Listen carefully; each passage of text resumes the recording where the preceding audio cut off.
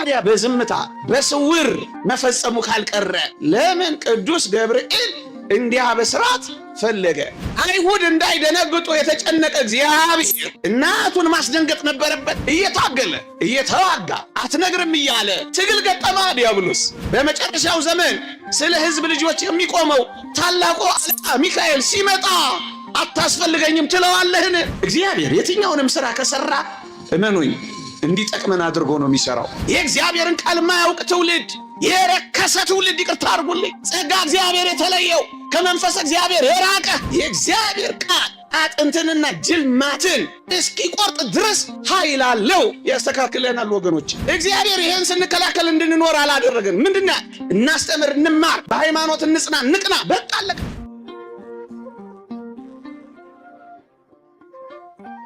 በዝምታ በስውር የፈጸመው እንዳያውቁ አድርጎ የመጣው ለምንድን ነው?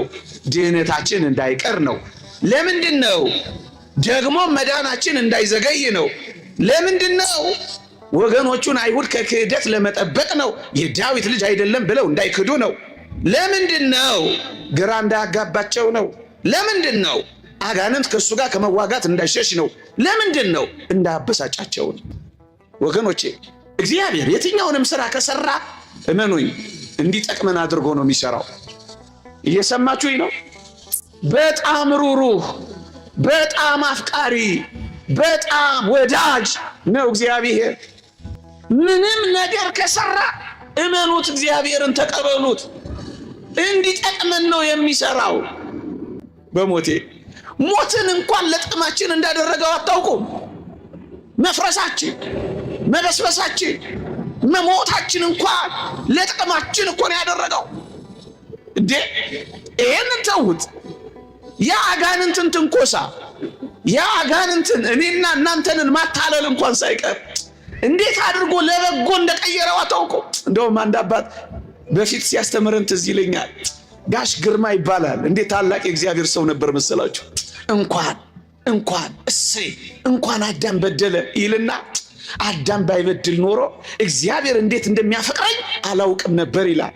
እንኳን በደለ እንዴት እንደሚወደኝ እግዚአብሔርን አወቅኩት፣ ተሰቀለልኝ። እንዴት እንደሚያፈቅረኝ አወቅኩት፣ ሞተልኝ። እንዴት እንደሚወደኝ አወቅኩት፣ ሰው ሆኖ ተገለጠልኝ ይላል። ለበጎ አድርጎ ይቀይረዋል። ክርስቲያኖች እግዚአብሔርን እናምነዋለን። ለዚህ ነው በስውር የፈጸመው። ጥቂት ነጥቦች ላንሳና ትምህርቴን ወደ መጠቅለል እሄዳለሁ። ወገኖቼ እንኳን ከአይሁድ እንኳን ከአጋንንት ከዚች ዓለም ገዦች የአባቶቻችን መጽሐፍ ምን ይላል? በአርያም ካሉ መላእክት እንኳን የቃልን ምስጢር ያወቀ የለ፣ የመምጣቱን ምስጢር ያወቀ የለም ይላል። ከመላእክት እንኳን ሰውሮታል። ወገኖቼ ከመላእክት እንኳን ሰውሮታል። እንዴት አድርጎ ሰወረው? በጣም የሚደንቅ ነገር ሊቃውንት ይናገራሉ። ምን ይላሉ? ቅዱስ ዮሴፍን አጠገቧ በማቆም ይሄን ምስጢር ሰወረው ይላሉ። ወንድ አጠገቧ አቆም። አያችሁ እግዚአብሔር። ደግሞ አለው ድንግል ማርያም ያለ ዘር ጸንሳ በድንግልና ወልዳ በዘላለማዊ ድንግልና ጸንሳ እንደኖረች አጋንንትም አይሁድም እንዳያውቁ እንደምን አድርጎ ሰወረው ካላችሁኝ፣ ቅዱስ ዮሴፍ የሚባል አንድ ወንድ አጠገቧ አቆመ። ስለዚህ የሚመስላቸው ምንድን ነው? እንደ መሰላቸው የዮሴፍ ልጅ መሰላቸው። የጸነሰችው ከሱ መሰላቸው። ወገኖቼ ዛሬም ድረስ አንዳንድ መናፍቃን እዚህ ሐሳብ ላይ ተቸክለዋል። እንዴት ያሳዝናል! ከዮሴፍ ልጆች ወልዳለች ብለው ጨክነው እስኪናገሩ ድረስ ሆነዋል። ምዕመናን በቅዱስ ዮሴፍ መታጨት ውስጥ ይህንን ምስጢር ሰወረው። ጠባቂ አድርጎ ሰወረው። ለዚህ እኮ ነው ታስታውሳላችሁ፣ ቅዱስ ገብርኤል ሲያበስራት በሞቴ ቅዱስ ዮሴፍ እኮ አጠገቡ አለ። መጣና ቅዱስ ገብርኤል አበስራት፣ ወንድ ልጅ ትወልጃለሽ አላት። ከዚያስ ወንድ ስለማላውቅ ይህ እንዴት ይሆናል አለቻ። በሞቴ ስሙኝ ትወልጃለሽ ሲላት እጮኛ አጠገባ አለ። እውነትም ለተባለው ግብር ከሆነ አንዳንዶች እንደሚሉት ከዮሴፍ ነው ብትል ወይም ወንድ ስላለ የታወቀ ነው። የታጨች ሴት ማግባት ማይገባች ሴት መጽነስ፣ የጸነሰች ሴት መውለዷ ማይቀር ነው። ይህ እግዚአብሔር ፈቃድ ከሆነ ትወልጃለሽ ሲላት ወንድ ስለማላውቅ ይህ እንዴት ይሆናል የሚለው ቁርጠኛ ንግግሯ፣ በቁርጠኛ ህሊናዋል ብጻት መግባቷል ብቸኛ ሆኗ መኖሯል አጠገቧ የተቀመጠው ቅዱስ ዮሴፍ ለሌላ ጉዳይ አለመሆኑን መናፍቃን እንደሚሉት አያስታውቅም። እዚያ ውስጥ ሰወረው እግዚአብሔር ቅዱስ ዮሴፍን አጠገቡ አስቀመጠና ሰወረው፣ በዝምታ ፈጸመው፣ እንዳያውቁት አደረገው። እንዴት ይውገሯት ወንዳላ ሰወረው። አይ እግዚአብሔር ሰወረው። እንዴት ይደንቃል ወገኖች። ሲጠራጠር አጋንንት ቢጠራጠሩ ኖሮ ምን ያደርጉ ነበር? አንድ ነጥብ ልጨምርላችሁ። አጋንንት የተጸነሰው ጽንስ የባህሪ አምላክ መሆኑን ቢያውቁ ምን ያደርጉ ነበር ካላችሁ ወይ ላስታውሳችሁ። የተወለደው የአይሁድ ንጉሥ ወዴት አለ እያሉ ሰብአ ሰገል ሲመጡ ሄሮድስ ደነገጠና 2 ዓመትና ከዛ በታች የሆኑትን ሕፃናት አስፈጀላችሁ። ንጉሥ ተወልዷል እንዴ አለና አስፈጀ። እንግዲህ ተወልዷል የሚል ሲሰማ 144,000 የቤተልሔም ሕፃናትን ካስፈጀ ተጸንሷል የሚለው ቢሰማና ቢጠራጠር ምን ያደርግ ነበር ካላችሁ ወይ የጸነሱ ሴቶችን በሙሉ ሰብስቦ ያስፈጅ ነበር። ለዚህ ነው የሰወረው። ያንተ የኔ የሁላችን ድህነት እንዳይቀር ነው እግዚአብሔር የሰወረው። ከዚህች ዓለም ገዢዎች አንዱ እንኳን ይህን ጥበብ አላወቀው። አውቀውትስ ቢሆን የክብርን ጌታ ባልሰቀሉትን ነበር። ሰወረው። ምዕመናን ሌላ ነጥብ ልስጣችሁ። ሌላ ነጥብ አሁንም ሌላ ነጥብ በሞቴ እንደው ትንሽ ተጠቅማችሁ ይሆናል አስቡ። አጋንንት አይሁድ በተለይ አጋንንት ቢያውቁ ኖሮ ምን ያደርጉ ነበር? ቢጠራጠሩ ኖሮ ምን ያደርጉ ነበር? ላስታውሳችሁ። በዚህ በትንቢተ ዳንኤል ምዕራፍ 10 ላይ ነቢዩ ዳንኤል ክርስቶስ ሰው ስለመሆኑ ራእዩን ሊገልጽለት ቅዱስ ገብርኤል ለነቢዩ ለዳንኤል ራእይ ሊገልጽለት ወደ ነቢዩ ዳንኤል ሄደ ይላል። የፋርስ አለቃ መንግስት ግን 21 ቀናት ተቋቋመኝ ይላል ቅዱስ ገብርኤል ትንቢተ ዳንኤል ምዕራፍ 10 ላይ ልድገመው። የፋርስ አለቃ መንግስት ግን 21 ቀናት ተቋቋመኝ ይላል። በሞቴ ራእዩን ሊገልጽለት ሲሄድ ተጠራጥሮ የፋርስ አለቃ መንግስት ግን የሚለው ሊቃውንት አጋንንትና ሰራዊት አጋንንት ቅዱስ ገብርኤልን ይዋጉት ጀመር። ለምን? ራእዩን እንደሚገልጽለት ተጠራጥረው እና ምን ይላል? 21 ቀናት አዘገዩኝ ይላል። ደግሞ አለው 21 ቀናት አዘገየኝ ይላል። እየታገለ እየተዋጋ አትነግርም እያለ ትግል ገጠማ ዲያብሎስ 21 ቀናት አዘገየኝ ይላል። በሞቴ ለራእዩ አጋንንት እንዲህ ከታገሉ ያለ ዘር መጸነሱን ራእዩ መፈጸሙን በድንግልና መወለዱን ቢያውቁ ኖሮ እንዴት ይታገሉ እንደነበር አስቡ። ያዘገዩት ነበር ድህነታችን። ለዚህ ነው እግዚአብሔር በዝምታ በጸጥታ የፈጸመው። እዚህ ጋር ግን አንድ ነገር ሰንቀር አድርጌ ልለፍ። የፋርስ አለቃ መንግስት ግን 21 ቀናት ተቋቋመኝ ይላል። ከዛ ይቀጥልና ምን ይላል መሰላችሁ? ቅዱስ ገብርኤል ከአለቃችሁ ከሚካኤል በቀር የሚያጸናኝ የለም ይላል። ቅዱስ ሚካኤል መጣለት ለቅዱስ ገብርኤል። ከዛስ አጋንንት ሰራዊት አጋንንትን አዋረደ። ቅዱስ ገብርኤል ራእዩን ለመንገር ወደ ዳንኤል በረረ። ቅዱስ ሚካኤልስ ተዋጋቸው፣ አዋረዳቸው። ወገኖቼ እኔ እዚህ ጋር መናገር የምፈልገው ነጥብ ምን መሰላችሁ? እንኳን ለእኔና ለእናንተ ለደካሞቹ ለመልአከ ብስራት ለቅዱስ ገብርኤል እንኳን ሳይቀር ቅዱስ ሚካኤል አስፈልጎታል። መልአክ አስፈልገው። መልአክ አያስፈልገኝም ልትል የምትችል አንተ ማን ነው የምትሆን? ቅዱስ ገብርኤል እንኳን ይህንን ካለ ከአለቃችሁ ከሚካኤል በቀር የሚያጸናኝ የለም ካለ አንተ ማን ሆነ ነው ሚካኤል ምንድን ነው የምትለው? መልአክ አያስፈልገኝም ለማለት ትደፍራለህን? ይሄን ትዕቢት አትተውምን? ይሄን ድፍረት አትተውምን? ሰዎች ሁሉ ሊድኑና እውነትን ወደ ማወቅ ሊደርሱ በሚወድ በእግዚአብሔር ዘንድ ደስ የሚያሰኝ ጸሎትና ልመና ምልጃቸው አያስፈልገኝም ትላለህን? በመጨረሻው ዘመን ስለ ሕዝብ ልጆች የሚቆመው ታላቁ አለቃ ሚካኤል ሲመጣ አታስፈልገኝም ትለዋለህን? በለው። አንተ አታፍርም ትለዋለህ? እኔ በቃለሁ ሚካኤል ልትለው እኮ ትደፍራለህ። አታፍርም? ሁሉ ይድኑ ዘንድ ለማገዝ የሚላኩ መናፍስት አገልጋዮች አይደሉምን ይላል ስለ መላእክት ሲናገር። ዕብራውያን ምዕራፍ 1 ቁጥር 14 መዳንህን እንድትወርስ ለማገዝ ሲመጣ አልፈልግም በለው እስኪ። እመኑኝ እንደዚህ እኮ ነው እያሉ ያሉት። ስለ ሕዝብ ልጆች የሚቆመው ታላቁ አለቃ ሚካኤል ይነሳል። አጋንንትን የሚያሳፍርልን ሚካኤል፣ ከዲያብሎስ ጋር የሚዋጋልን ሚካኤል፣ የጠላትን ክንፉን የሚሰብርልን ከእግሮቻችን የሚጥልልን ሚካኤል፣ ስለ ሙሴ ሥጋ ሲከራከር ሰይጣንን እግዚአብሔር ይጣላ ያለው ሚካኤል አያስፈልገኝም የሚል ትውልድ ተነስቷል። አያሳዝንም? እንኳን ቅዱስ ሚካኤል አንተ ለእኔ እንደምታስፈልገኝ አያውቅም፣ እኔ ለአንተ እንደማስፈልግ አታውቅም። ምን አይነት ትውልድ እንደተነሳ! ትዕቢተኛ ትውልድ፣ እቦይ ትውልድ፣ የእግዚአብሔርን ቃል ማያውቅ ትውልድ፣ የረከሰ ትውልድ። ይቅርታ አድርጉልኝ፣ ጸጋ እግዚአብሔር የተለየው ከመንፈስ እግዚአብሔር የራቀ ወንበዴ። ይቅርታ ለቋንቋዬ፣ መሳደቢያ አይደለም፣ እውነት ነው። እንተዋወቃለን።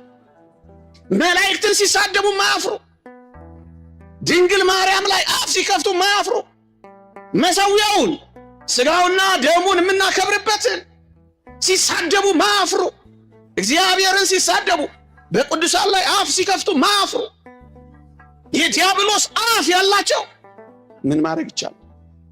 ይህንን ልናስቆመው ግን አንችልም። ምእመናን፣ ይሄ ይቀጥላል። አትደንግጡ፣ አትታወኩ፣ አትበሳጩ። ይልቅ ቀኑ እየቀረበ እንደሆነ ወቁ። ትንቢታቱ እየተፈጸመ እንደሆኑ ተረዱ። እግዚአብሔርን ማደሪያውን ይሳደብ ዘንድ አፍ ተሰጠው የሚለው ቃል ታዲያ በዚህ ካልተፈጸመ በምን ሊፈጸምልህ ነው? በምን ይፈጸም? እንዳይፈጸም ልከለከለው እችላለሁ? እኔ ማን ነኝ? እንዳይፈጸም ሊከለክሉ ይችላሉ መምህር? እሳቸው ማን ናቸው? አይቻልም። ይልቅ በሃይማኖት ጽና፣ ይልቅ በምግባር ቅና፣ ይልቅ እውነተኛ ነው ያስከው በርታ። የሚቃወሙ አጋንንትን ባለማወቅ ሰወራቸው ይላሉ አባቶቻችን። ሰውሯቸዋል። መላእክትንም ሰወራቸው፣ በዝምታ ፈጸሙ። የእናንተን ጉልበታችሁ ወገባችሁ እየተንቀጠቀጠ ጉልበታችሁ እየደነዘዘ እዚህ የተቀመጣችሁትን ብዙ ቁም ነገር አታድርጉት። አቆማችሁን። ይህ እግዚአብሔር ቃል ነው። ይህ ያድሳል። እኔና እናንተ ባይገባን እንኳን ይባርከናል፣ በእውነት ይባርከናል። አጋንንት በዚህ ውስጥ መኖር አይችልም። ያነጻናል። የእግዚአብሔር ቃል ባትሰሙት እንኳን ባትረዱት እንኳን ግድ የላችሁም። ጥቂት ታገሳችሁ መስማት ጥሩ ነው በጣም። የእግዚአብሔር ቃል አጥንትንና ጅልማትን እስኪቆርጥ ድረስ ኃይል አለው፣ ያስተካክለናል ወገኖቼ። ታዲያ ከሰወረ ካልቀረ እችን ሳልናገር መሄድ ስለሌለብኝ ነው። ታዲያ በዝምታ በስውር መፈጸሙ ካልቀረ ለምን ቅዱስ ገብርኤል እንዲያበስራት ፈለገ? ለምን ቅዱስ ገብርኤል እንዲያበስር ተላከ? አንዴ ከሰወረው ካልቀረ አካላዊ ቃል ዝም ብሎ መጥቶ አይጸነስም ነበረ? ያለ ማብሰር ማደር አይችልም ነበረ? ይችላል። ታዲያ ለምን እንዲያበስር አደረገው ካላችሁኝ 3 ነጥቦች ልጥቀስ፣ ከዛ ወደ ማሰሪያዬ ልንደርደር። በጣም ይጠቅማችኋል። ስሙኝ። አንደኛ፣ በነካ እጁ በስውር ለምን አያደርገው? ለምን ቅዱስ ገብርኤል እንዲያውቆን? ለምን ቅዱስ ገብርኤል እንዲያበስራት ፈለገ? እንዲሁ አያደርገውም ነበር? ምርጥ ጥያቄ ነው። በጣም ረቂቃን የሆኑ ሊቃውንት 3 ምክንያቶችን ያቀርባሉ። እንዲህ ይላሉ። አንደኛ፣ ድንግል ማርያም ያለ ጋብቻ ያለ ሩካቤ እንዲሁ እንደጸነሰች አይታ እንዳትደነግጥ ስለፈለገ ነው ይላሉ። ወዳጆቼ፣ ወገኖቼ፣ አካላዊ ቃል ኢየሱስ ክርስቶስ ያለ ማብሰር ያለ ብስራት ያለ መንገር እንዲሁ መጥቶ ቢጸነስ ኖሮ ሆዷ ሲገፋ ቅድስት ድንግል ማርያም ምን ትሆናለች? እንዴ ታምሜ ነው? ደዌ መጥቶብኝ ነው? አጋንንት ተተነፍሰውኝ ነው ብላ ትደነግጥ ነበር። አይሁድ እንዳይደነግጡ የተጨነቀ እግዚአብሔር እናቱን ማስደንገጥ ነበረበት? በፍጹም። ስለዚህ ማብሰር ነበረበት። አንደኛ። ሁለተኛ በድንግልና የምትጸንሰው ማን መሆኑን ማወቅ አለባት። ዋጋ ትከፍላለች። ለምን ዋጋ እንደምትከፍል ማወቅ አለባት። በረሃ ለበረሃ ትንከራተታለች። በነፍሷ ሰይፍ ያልፋል። ጽኑ እንባም ታፈሳለች። የአሸዋው ግለት ይበላታል። የአይሁድ ፊት ያቃጥላታል። እኔ የሚያሳዝነኝ የአይሁድ ፊት ብቻ አይደለም፣ የዚህ ዘመን የመናፍቃን አፍና ፊት እንዴት ይበላት የሆነችን ቅድስት ድንግል ማርያም። ምራቃቸው አይገርምም? እስኪ ያንተ እናት ፎቶ ላይ እስኪ ምራቅ ልትፋ ዝም ትለኛለህ? እረ ነው። ምናልባት አመው ሊሆን እንደሚችል ግን እጠረጥራለሁ። መቼም ጤነኛ እንደዚህ አደረገ።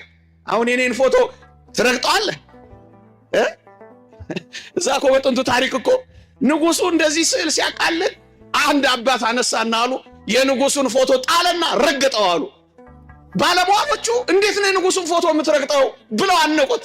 እንግዲያውስ የጌታዬ የኢየሱስ ክርስቶስንም ስዕል ለምን ረገጣችሁት አላቸዋል። የንጉስ እስኪ ርገጠው፣ እስኪ እዚህ የተሰቀለ የጠቅላይ ሚኒስትሩን ባነር እስኪ ቅደደው፣ ሂድ ፍሬው ቅደደው፣ እስኪ ተቀምሳታል። ነው አይደለም? ነው አይደለም? ነው አይደለም? እውነታው ነው። ምድር ላይ እንኳን ወንድ ነህ። ምናልባት ቅድም ያልኳችሁ ነገር ግን እንደሚኖር እርግጠኛ ነኝ። የትኛው የስድቡ የምራቁን የትኛው እንዳትደነቁ። ከዚህ የበለጠ ነው። በክፋት እየባሰ ይሄዳል። በክፋት እየባሱ ይሄዳሉ። በቃ አትደነቁ፣ አትደነቁ። እግዚአብሔር ይሄን ስንከላከል እንድንኖር አላደረገን። ምንድነው? እናስተምር፣ እንማር፣ በሃይማኖት እንጽና፣ ንቅና። በቃ አለቀ። ከዛ ራሱ ይጠፋል፣ እግዚአብሔር ያጠፋዋል። ሁለተኛ በድንግልና የምትጸንሰው ማን መሆኗን እንድታውቅ ነው። ዋጋ ትከፍላለች። ሶስተኛ ነፃ ፈቃዷን ለመጠየቅ ነው በሞት። ይሄ ደግሞ አስደናቂ ምክንያት ነው።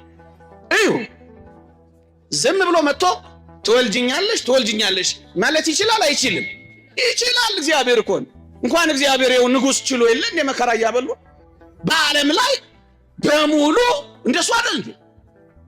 ከፍ ያለ ዝቅ ያለውን እንደሱ አይደል እንዴ? አለቃ ምንዝሩን እንደሱ አይደል እንዴ? እግዚአብሔር ግን እንዲህ አይነት ጉልበተኛ እንዲህም አይነት እብሪተኛ አይደለም።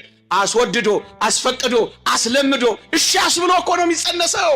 እንዴት የሚደንቅ ትሁት አምላክ ነው እናንተ። ነፃ ፈቃዷን እሺ ማለት አለባት። እሺ እሱ ስለመረጣት ብቻ ሳይሆን እሷ መምረጥ አለባት። እሺ ሌሎችን ድህነቶች እሺ ካስባለ ይሄንን በግብታዊነት እጅ ጠምዝዞ ያደርገዋል? አያደርገውም። እናስ እሺ ያስብላታል። ነፃ ፈቃዷን መስጠት አለባት። ይሁን ማለት አለባት። አሜን ማለት አለባት። እንደውም አንድ ሊቅ ምን ይላል? ሰማይን ምድርን ፍጥረታትን ሲፈጥር እግዚአብሔር ነበር ይሁን ያለው ይልና አሁን በአዲስ ኪዳን ሰውን ሲፈጥረው ግን ይሁን ያለችው እናቱ ናት። ምን ብላ? ይሁንልኝ። ለዚህ ሶስት ምክንያት ነው ቅዱስ ገብርኤል የተላከው። ልድገመው እንዳትረሱት፣ ልድገመው እንዳትዘነጉት።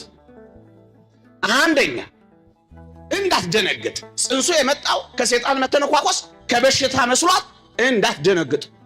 ሁለተኛ ማን መሆኑን እንድታውቅ ዋጋ ትከፍላለችና።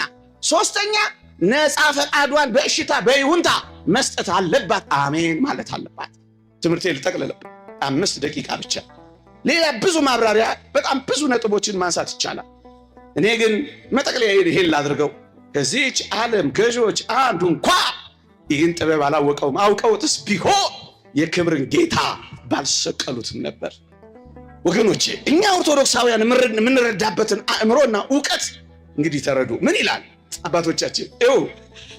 አይሁድም፣ አጋንንትም፣ መናፍቃንም፣ አሕዛብም ኢየሱስ ክርስቶስ በተለይ አይሁዳውያን ኢየሱስ ክርስቶስ ጎኑን ሲወጉት ሲያዩ እነሱ የሚያውቁት እንዳቆሰሉት፣ እንዳሳመሙት፣ ጎኑን እንደከፈቱት፣ እንደጎዱት ብቻ ነው የሚያውቁት። እኛስ ኦርቶዶክሳውያን የኢየሱስ ጎን በጦር ሲወጋ ምንድነው ያወቅነው? ምንድነው የተረዳነው ካላችሁኝ፣ የሱ ጎን ሲወጋና ጎኑ ሲከፈት የገነት በር እንደተከፈተ እናውቃለን ይላል ቅዱስ ኤፍሬም። የገነት በርን የተከፈተልን በቁስሎቹ ውስጥ የመግባት ጸጋ ነው ያገኘነው ይላል ቅዱስ ኤፍሬም። እኛ የምንረዳው እንደዚህ ነው ወገኖቼ። አይሁድ፣ አሕዛብን፣ መናፍቃንን ኢየሱስ ክርስቶስ የመጨረሻውን እስትንፋስ መስቀል ላይ ሲተነፍስ ሲያዩት ያበቃ የሞተ ነበር የመሰላቸው።